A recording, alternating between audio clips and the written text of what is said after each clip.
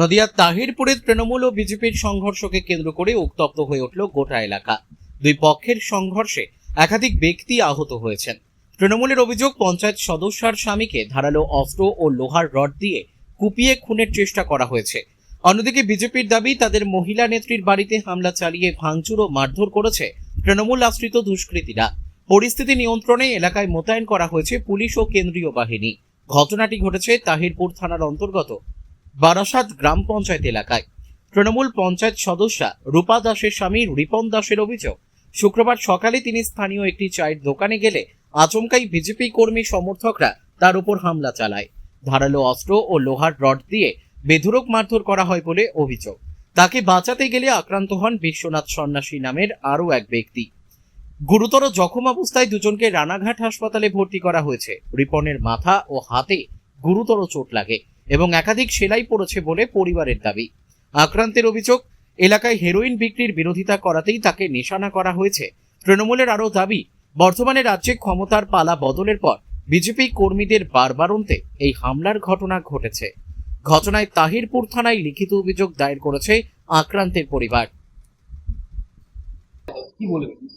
কি বলা যাবে, যার সঙ্গে প্রবলেম হয়েছে তার সঙ্গে সবার প্রবলেম। যতজন আমরা ওখানে রাইডার রয়েছে, রাইডার কেন, যারা যারা ব্লিঙ্কিটে আমাদের ওই হাফটায় কাজ করে, সবার সঙ্গে প্রবলেম।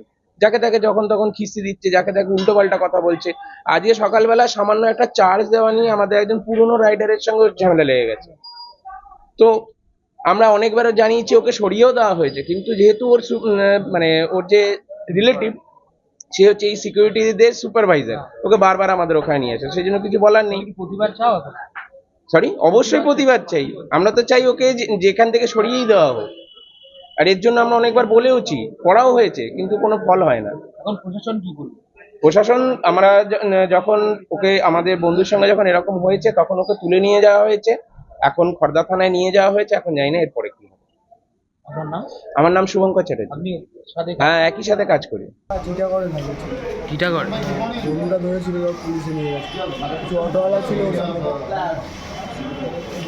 আর আমাদের লিঙ্কি স্টোরে সিভিলের চাকরি করতে একটু কথা কাটাকাটি করি।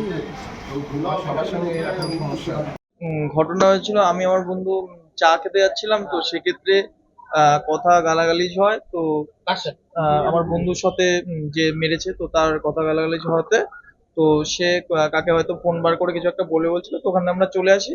তো একটা বাজে একটা খিস্তি দেয়, খিস্তি দেওয়ার পরই আমার বন্ধু ওকে কিছু একটা বোঝানোর চেষ্টা করে। তো তার মধ্যে চাকু মানে ওর হাতে কিছু একটা ধারালো অস্ত্র ছিল, সেটা বের করে মারার চেষ্টা করে। তো সেটা আমরা দেখে ঠেকানোর চেষ্টা করছি, তো আমরা তো কাট লেগে গেছে একটা, আর তারপরে ওর এরকম অবস্থা করছে। তো এটাই। কতগুলো স্টাফ করেছিল? ওকে চারটে এরকম কিছু হ্যাঁ, এরকম ভাবে তো এরকম প্রতিদিনই এরকম আতঙ্কে থেকে ও কিছু না কিছু করেই আমাদের কাজের ওখানে। তো এবারও তো এটা করে বসলো, এর আগে অনেক কিছু করেছিল। কি নাম ওর? নামটা মনে হয় রাহুল রাহুল চৌরাসিয়া। কি নাম? রাহুল কোথায় থাকো? টিটাগড়। এখন কি হলো, পুলিশকে জানিয়েছো তো? হ্যাঁ, পুলিশ ওকে নিয়ে গেছে, স্টোরের ওখানে ছিল, ওখান থেকে নিয়ে যাওয়া হয়েছিল। তোমার নাম? আকাশ ভাই। তোমার বন্ধু? শেখ রতনের রিপোর্ট, পিবি নিউজ।